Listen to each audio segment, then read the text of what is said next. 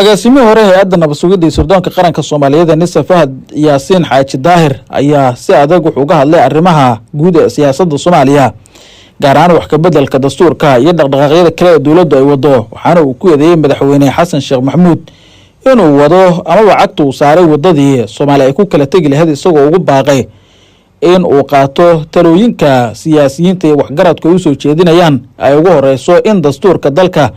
wax ka beddelkiisa hoos loo dhigo la furo oo dhammaan bulshada la dhex dhiga dibna loogu laabto hanaanka xilligan ay ku socdaan ay keeni karto in gabi ahaanba lagu sii kala fogaada si yeeshee aysan isku soo dhawaansho keenaynin sidoo kalena ay burburinayaan dadaalada tirada badan ee madaxweynuhu uu sameeyey iyo guulaha uu dalka u horseeday. qoraal uu soo saaray Fahad Yaasiin Xaaji Daahir ayuu ku yiri dastuur waa heshiis bulsho ay ku wada noolaato mana jirto cid kaligeed leh oo iskeed wax uga bedeli karta dunida oo dhan laba jid unbaa dastuurka lagu bedelaa tan koobaad waa in heshiis buuxa lagu yahay oo cid walba la qanciyo tan labaadna waa marka koobaad ciidan talada in lagu la wareego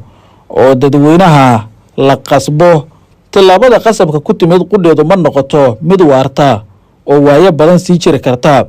ayuu ku yiri qoraalkiisa Fahad Yaasiin Xaaji Daahir.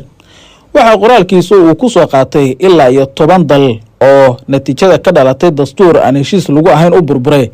10kii sano ee la soo dhaafay waxaa ka mid ah dalalkaas Yemen, Suudaan, Liibiya, Kenya iyo wadamo kale oo qaaradda Afrika dhaca. haddii qaar ka mid ah dalalkaas wuxuu ka yiri Fahad Yaasiin Xaaji Daahir aynu ka soo qaadano dalka Yemen qoraalkiisa ayuu ku yiri dalka Yemen markii uu ku guuleystay kacdoonkii Carabta ee ay dhalinyaradu hogaaminayeen xukunkii dalka uu ka degay Ali Cabdalle Saalax oo taladii dalka lagu wareejiyay Cabdulrabbi Mansuur Al-Haadi wuxuu daahfuray qorshe qaran oo ah diyaarinta dastuur ka duwankii hore xooga kala duwan oo saameyn lahaa ayaa ka hor yimid buuqii iyo qalalaasihii bartaasi ka bilowday wuxuu ku dhammaaday in xuutiyiintu ay caasimadii Sanca la wareegeen sidaasna ay ku dunto dawladdii dhexe ee dalka Yemen. dhinaca dalka Suudaan kolkii Umar al-Bashir laga tuuray xukunka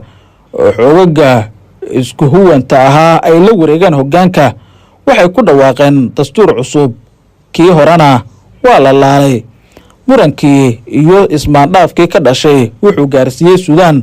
halka ay maanta marayso caasimadda Khartoum burburkii ugu xumaa abidkeed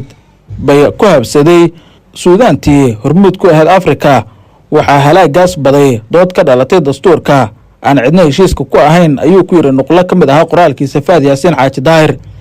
waxa uu ka digay in haddii aan laga heshiinin dastuurka hadda lagu howlan yahay ay keeni karto in dhibaato kale dhexda loo galo isla markaana dalku burbur uu dib ugu laabto laguna kala tago siyaasadda oo dhibaatooyin lamida kuwa dalalka kor uu ku soo sheegay haysta hadda Soomaaliya ay cagaha la gasho.